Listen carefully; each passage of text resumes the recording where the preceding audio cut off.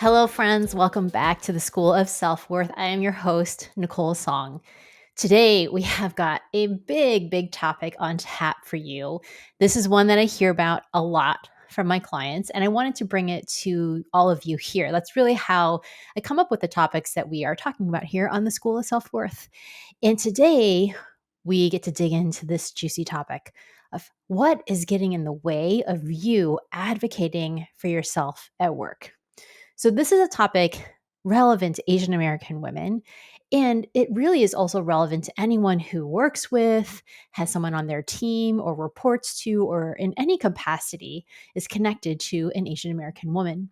And I have to say, I love this conversation. And I've got some really fun tips ahead that are going to make this so simple.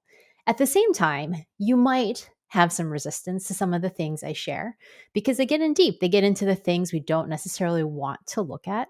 But I promise that by looking at these things, you start to see the truth. And that truth is how you can shift out of these blocks. And there truly is freedom on the other side. So, if you're an AAPI woman who wants to manifest a promotion in 60 days, working 20% fewer hours, make sure to DM me promotion at Nicole Song on Instagram because I've got something there for you. In the meantime, let's do this. Let's get started into this amazing conversation. Okay, friends. So today we're going to talk about the main blocks to advocating for yourself. And I have to share a little bit of my backstory because I am the person who was blocked for many years in my life from advocating for myself. So some of you know this, some of you don't. Some of you are new to this, unknowing this about me because you know me as the person who has a podcast, who speaks all the time on social media. You know, I'm a speaker for events. And I used to be so quiet, like ridiculously quiet. Like you could barely hear me. It was kind of a family joke about how quiet I was. One time I was walking with a friend in college down the street, and she literally stopped me and said, "Nicole, I cannot hear you. You have to speak louder." And that experience really stuck with me because I always was like, well, I can hear myself, but I didn't realize until that moment that other people could not. And there were so many causes for this, truly. But I would say growing up as a woman of color, I was singled out constantly. People were always asking me where I was from, and they didn't mean Chicago, where I actually grew up, and they were always, I could always feel that I was different. My skin color, my face, my eyes, so many of those things. And so I became a total rule follower to try to blend in. Like I always tried to make myself as inconspicuous as possible. And then I also grew up in a family where, I have a Chinese culture background. And that priority is always in the group culture. It's always in the whole. Like make your parents and your family proud. Like that was always the highest priority over yourself, your individual self. So I always went above and beyond. Like I worked so hard at school is like where a lot of perfectionist tendencies came out. So I always wanted to make my family proud, and I would go above and beyond with school and grades and extracurricular activities.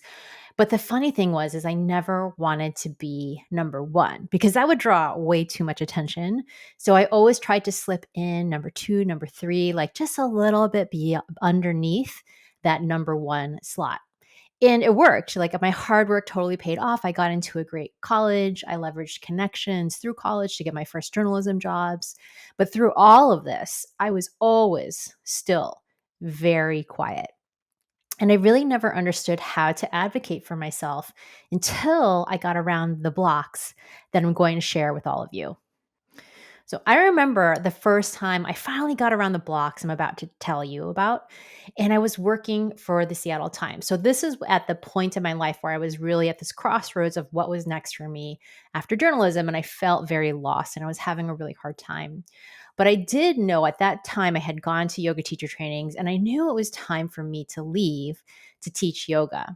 And I remember I came back from a yoga teacher training and I was so clear. I had gotten around the blocks and I was like, all right, this is it. It's time to do this.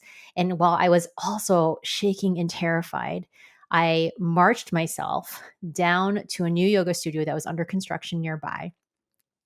And I knocked on the door and I just said, "Hey, are you looking for yoga teachers. I mean, I can't even tell you how hard this was for me. I was not the type of person to do this.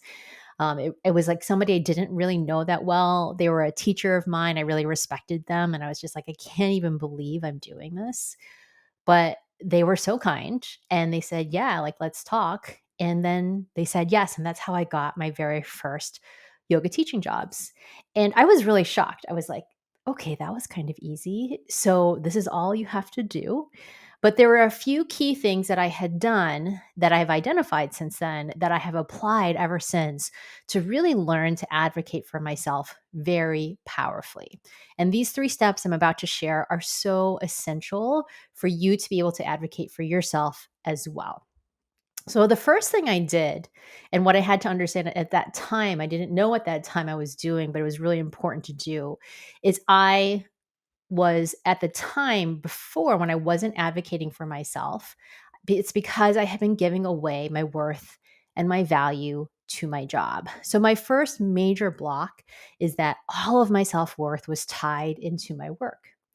And when you're always getting your value and your worth from your job and your boss, it's actually really hard to advocate for yourself in a powerful way because you're always doubting your worth and value. You're not sure if you deserve that next stage, that next thing that you're actually going for, whether it's a big project or it's the promotion. And so you're always going in it with this undertone and this energy of, am I really worthy of this? Which is you giving away your power to other people's opinions of you. Now, me at that situation, I knew I was capable of growth. I was finally ready to let go of journalism as my identity, and I was really ready to go on to what was next. I was entering an industry I had very little skill in. I wasn't actually good at it at the time, but I knew that it was time for me to do that. I had separated out that I was like worth pursuing a career that was meaningful to me, that was fulfilling to me.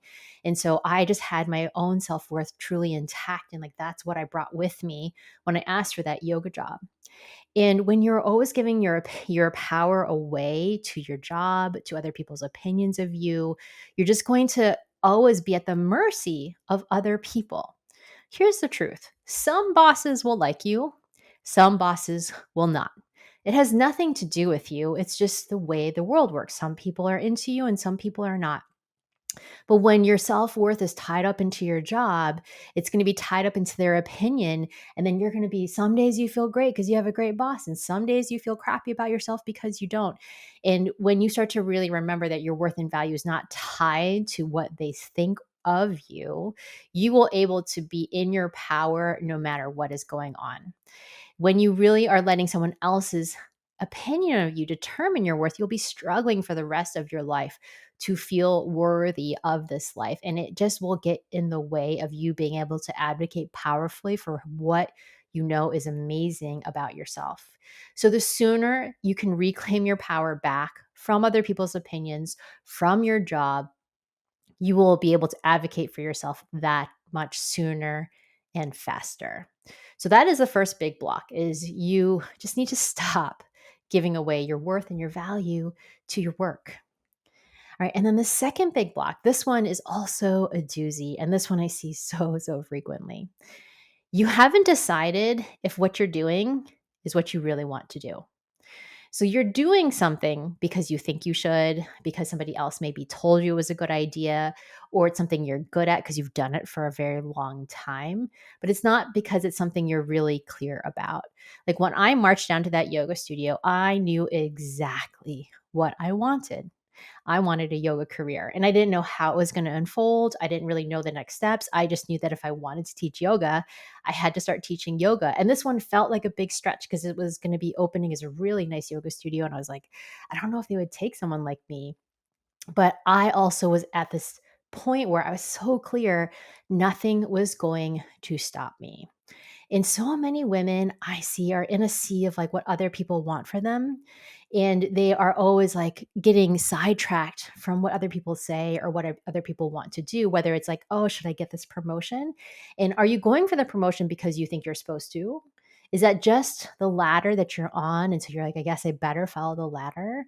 I heard from other women, one woman who was thinking about pivoting her career, and then she's like, doesn't really know what she wants to do. And then she met a recruiter and she's like, well, maybe I would like recruiting. And then literally in the next breath, she said, I don't actually think I would like recruiting. And I was like, okay, so what do you like? And that was really hard for her to answer. So if you're in a swirl around what you really care about, what you really want, you will never be able to powerfully advocate for yourself. Like, you have probably hired people who are like not really clear on what they want, and then you're trying to get them to tell you. You might be doing the same thing, right? You're just like, well, I think I'm supposed to go for that next level and rise in this organization. But is this what I want? Is this the job that I want? Is this the work that I really want to do? And if you don't really know, people can sense that. And then you can also sense that within yourself. And it can be very difficult. It's like hard to stand behind something if you don't even know that's what you want. So, this is a huge one to get clear on. What is it that you actually want? And then this leads me to the third and final block. And this one is also a doozy. This one's a big one. And this one is that you haven't developed your intuition. So, in the case with me with the yoga studio, I had a really strong intuitive hit that I needed to pursue being a yoga teacher. It was like the strongest one I'd really ever had in my life around my career. And so I was really confident that even if that yoga studio said no, something would work out. I knew it because I just knew it was time for me to do that, and that I was going to be so persistent until it actually did. But when you haven't done this, like, you are relying on what other people say, rather what your own intuition and your own guidance is saying for you, you are going to keep second guessing yourself and being full of doubt about whether it is possible. When you're not really clear on, like, this is for me, this is right for me, there's so many things that can come in and keep you from actually doing it. Like, if you're going for a promotion, you're like, I don't know if I want all this work.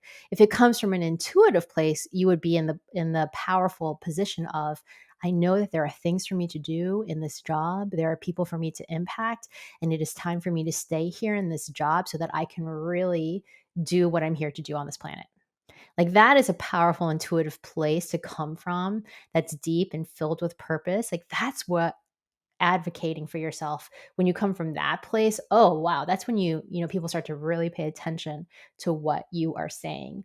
And then, if you're not in that position and you haven't developed your intuition, you can also now start to feel like an imposter. You're like, I've never done this before. You're not going to have the confidence in yourself. But when you have an intuitive hit, you're just like, all right, here I go. I'm just really going after this and seeing how I'm going to make this work in my life. So, these are the three biggest blocks. If any of them are occurring for you, any of those three, it's going to be very challenging to advocate for yourself. And the good news is that you can start to make shifts in any of those three categories. It's really possible. It starts by paying attention to what's going on in your head, the thoughts that are coming up for you, and then just starting to address it and starting to pay attention for it. Like, if you're not setting clear boundaries with work, you're probably giving away your self-worth and your power to your job. So you could just make it simple and say, okay, I don't work on weekends anymore.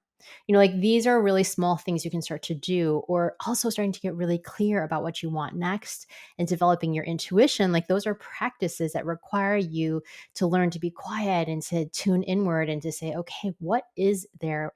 What information is inside me that is going to start to guide me, that is not related to me taking a test or taking another person, all of those strength finder and those skill set tests out there, which are awesome. But when you're really clear on what you want, you may not actually have the skills for what's next. And your job is to be persistent to develop and pursue those. So that could be in a career pivot situation, but also for those of you who are wanting to advocate for yourself to really rise higher at work, it's still important to go through all of these steps. What do you want? Develop your intuition. Is this the right choice for me? Is this the right next step? And start to listen from that place. All right, friends, this is such a fun conversation, and I would love to know what's resonating with you, what you're hearing for yourself. So make sure you send me comments, any thoughts on Instagram at Nicole Song. If you screenshot this and share it out with the world, we always appreciate people sharing more about the School of Self-Worth. And then if you know that you're ready to manifest your promotion in the next 60 days and you want the exact step-by-step to do it, DM me promotion at Nicole Song on Instagram, and I will be so happy to share details with you there. All right, friends, thanks so much, and we will see you next week.